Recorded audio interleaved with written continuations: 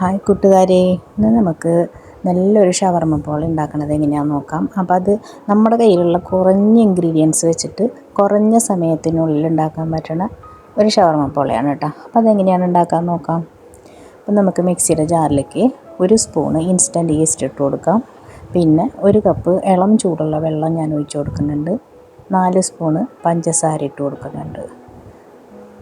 പിന്നെ ഞാൻ അതിലേക്ക് ഇട്ട് കൊടുക്കുന്നത് 1/4 കപ്പ് മൈദപ്പൊടിയാണ് കേട്ടോ.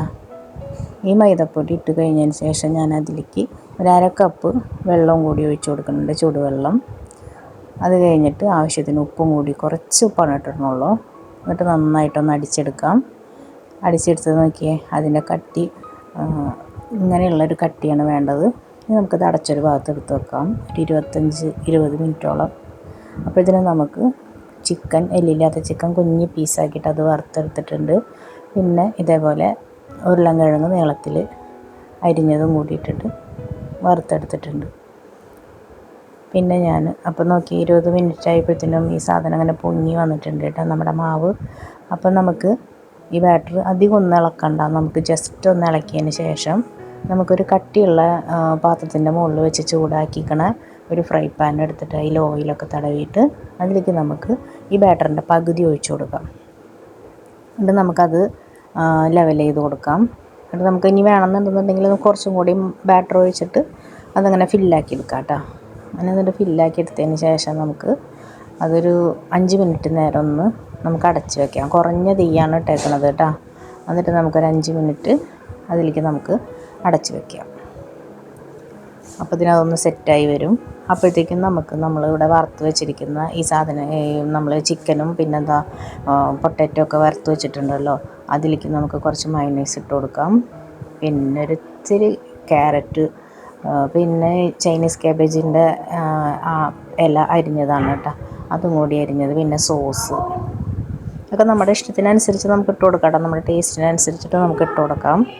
അതിട്ട് കൊടുത്ത് നന്നായിട്ട് ഇളക്കിയതിന് ശേഷം നമുക്ക് അപ്പോഴത്തേക്കും നമ്മളത് സെറ്റായി വന്നിട്ടുണ്ട്. അപ്പോൾ ഞാനതിലേക്ക് കുറച്ച് സോസ് അതിലേക്ക് ഇങ്ങനെ ഒഴിച്ച് കൊടുക്കുന്നുണ്ട്. സ്പ്രെഡാക്കണില്ല, അല്ലാണ്ട് സ്പ്രെഡാക്കണില്ല. അത് ഞാൻ അതിൻ്റെ മുകളിലേക്ക് നമ്മൾ ഉണ്ടാക്കിയ ഫില്ലിങ് നമുക്കിങ്ങനെ ഇട്ട് കൊടുത്തിട്ട് അതിങ്ങനെ പരത്തി വെക്കാം. അതിലേക്ക് ഇങ്ങനെ പരത്തി വെച്ച് ഫുള്ള് പരത്തി വെച്ച് കഴിഞ്ഞതിന് ശേഷം നമുക്ക് ബാക്കിയുള്ള നമ്മുടെ ഹാഫ് ബാറ്റർ ഉണ്ടല്ലോ, ആ ബാറ്റർ ഇതിൻ്റെ മുകളിൽ കൂടെ നമുക്ക് ഒഴിച്ച് കൊടുക്കാം.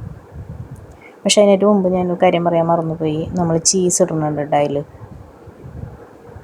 അപ്പം നമുക്ക് അതിലേക്ക് ഇപ്പം നിങ്ങളുടെ കയ്യിൽ മൊസറല്ല ചീസൊക്കെ ഉണ്ടെന്നുണ്ടെങ്കിൽ ആ മൊസറല്ല ചീസ് അതിൻ്റെ മുകളിലേക്ക് സ്ലൈസ് ചെയ്തിട്ട് അതിട്ട് കൊടുക്കാം. ഇതിപ്പോൾ എൻ്റെ കയ്യിൽ സ്ലൈസ്ഡ് ചീസാണ് ഉണ്ടായിരുന്നത്, അപ്പം ഞാനതൊന്ന് കഷ്ണങ്ങളാക്കിയിട്ട് അങ്ങനെ ഇട്ട് കൊടുക്കുന്നുണ്ട്. എന്നിട്ട് നമുക്ക് പിന്നെയാണ് ഞാൻ ആ ബാറ്റർ അതിൻ്റെ മുകളിലേക്ക് ഒഴിച്ച് കൊടുക്കുന്നത് കേട്ടോ.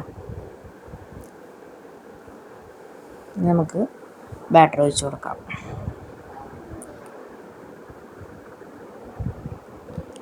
ഞാൻ കുറേ നാളായിട്ട് വോയിസ് ഓവർ ചെയ്യാത്ത കാരണം എനിക്ക് ഭയങ്കര ഒരു തപ്പൽ പിടിക്കലൊക്കെയാണ് ഇതിങ്ങനെ പറയുമ്പോൾ.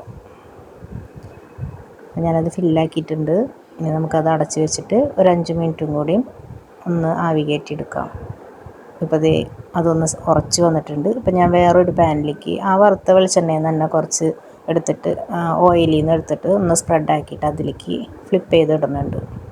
ഇനി ഈ പാന് ആ ചൂടുള്ള തട്ടിൻ്റെ മുകളിൽ വെച്ചിട്ട് നമുക്ക് ഒന്ന് അടച്ച് വെച്ചിട്ട് ഒരു 5 മിനിറ്റും കൂടി നമുക്കൊന്ന് അടച്ച് വയ്ക്കാം. അപ്പോൾ അടിഭാഗം നന്നായിട്ട് ഒന്ന് വെന്ത് മരിഞ്ഞ് കിട്ടും. ഇത് 5 മിനിറ്റ് കഴിഞ്ഞിട്ടുണ്ട്. പിന്നെ നമുക്കതൊരു പ്ലേറ്റിലേക്ക് ഫ്ലിപ്പ് ചെയ്തിടാം. ഇത് നോക്കിയാൽ നമ്മുടെ അടിപൊളി ഷവർമ്മ പോൾ റെഡി ആയിട്ടുണ്ട്. അധികം നേരം നമുക്ക് മാവ് കുഴയ്ക്കാനോ അങ്ങനെയുള്ള സമയമൊന്നും നമുക്ക് പോണില്ല. മിക്സിയുടെ ജാറിലിട്ട് അങ്ങോട്ട് അടിക്കുക, എന്നിട്ട് എടുത്ത് വെക്കുക, അപ്പോഴത്തേനും ഫില്ലിങ് റെഡിയാക്കുക. നമുക്ക് കൂടി വന്ന ഒരു 15 മിനിറ്റിൻ്റെ ഒരു ഇതാണ് വേവാനുള്ള സമയം ഇതിന് വരുന്നുള്ളൂ. നമുക്ക് ഇഫ്താറിനൊക്കെ ഉണ്ടാക്കാൻ പറ്റിയ ഒരു അടിപൊളി സ്നാക്കാണിത്. എല്ലാവരും ഒന്ന് ട്രൈ ചെയ്ത് നോക്കിക്കോളൂ. അപ്പോൾ എൻ്റെ വീഡിയോ ഇഷ്ടമാവുകയാണെന്നുണ്ടെങ്കിൽ പ്ലീസ് ഒന്ന് സബ്സ്ക്രൈബ് ചെയ്യുക, ലൈക്ക് ചെയ്യുക, ഷെയർ ചെയ്യുക, കമൻറ്റ് ചെയ്യുക. Okay, thank you.